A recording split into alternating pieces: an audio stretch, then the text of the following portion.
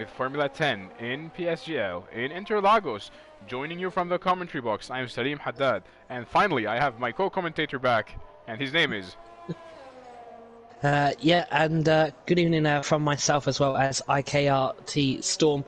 And yeah, unfortunately had to rest the voice for a little bit, just kind of got worn out, I think, and yeah, completely lost the voice, so I couldn't do no commentary or anything. But what a track to come to at Interlagos in Sao Paulo for the Brazilian Grand Prix.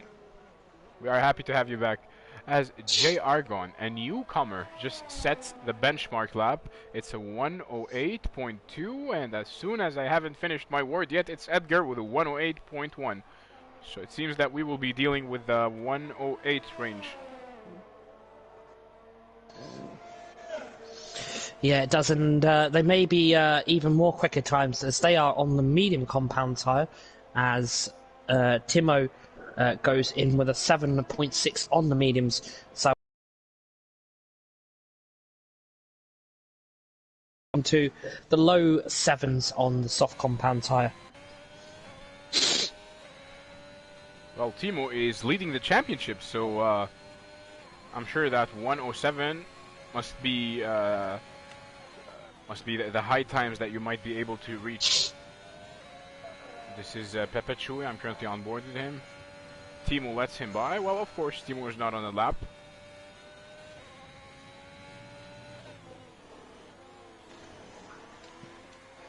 As Pepe Chui heads into the second sector. Yep, as Pachuca is going to cross the line and does the first soft competitive time that sets the pole is a 7.3, so not that far in front of Timo's medium lap, so Timo's got a little bit more pace in there, which will come on the softs. He's just going to save his softs for the later stages of the qualifying when that track has really ramped up as Pachuca comes through turn 4. As time Racine sets an even quicker lap with another 7.3, and that is the AlphaTauri up onto provisional pole.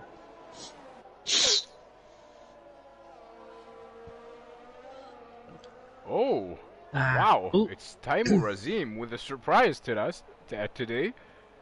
Very, very close to Petuca, 107.3 on the softs. Well, of course, Timo has set his lap on the medium. Only 8 drivers so far were able to register their lap times. The others are still trying. Yeah, Jay Carter is on his lap, the other Aston Martin, as he comes through. I'm going to really struggle to pronounce some of these names because they're in Brazilian.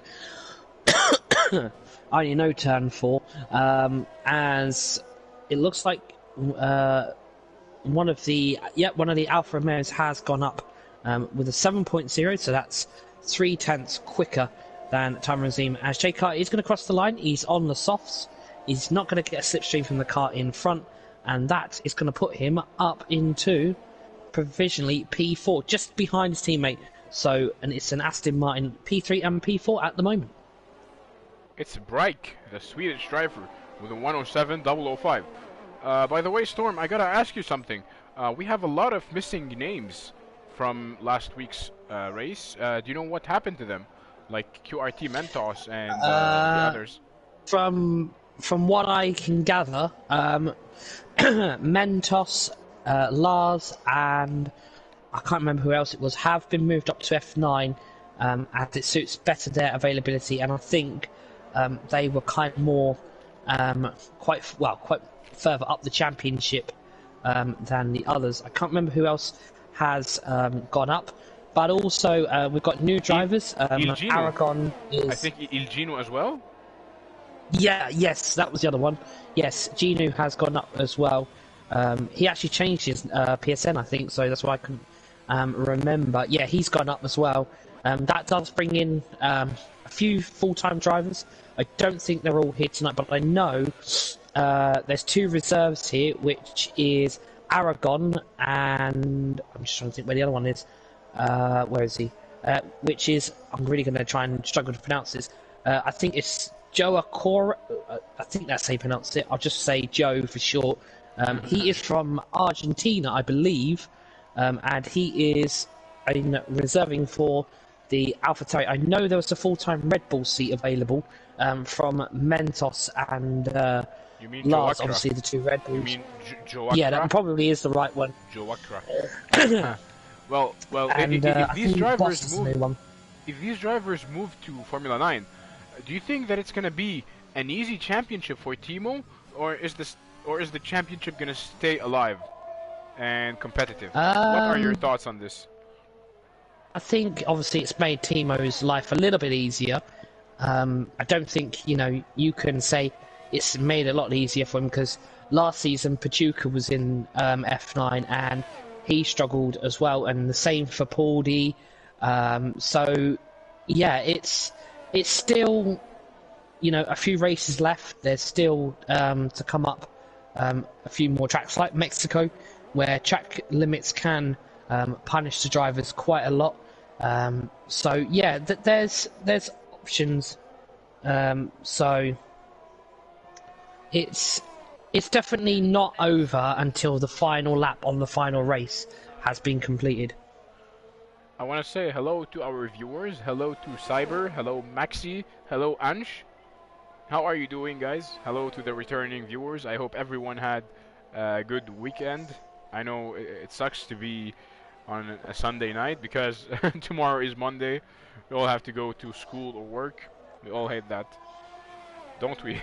Well, actually, I know you're from a different part of the world, but in England here it's actually Easter holidays, so the schools won't be open.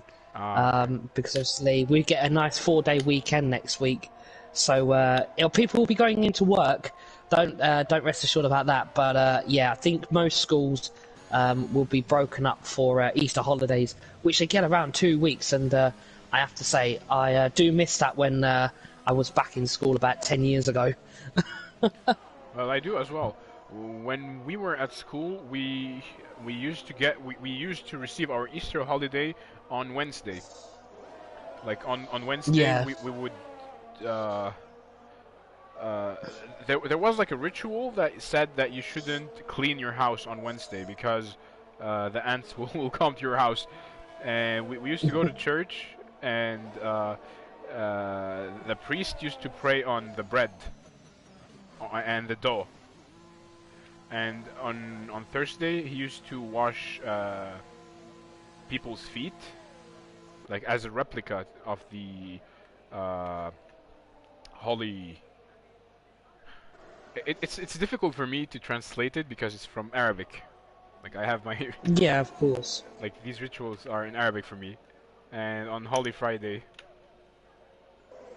Ooh, look at Timo. Look at Timo.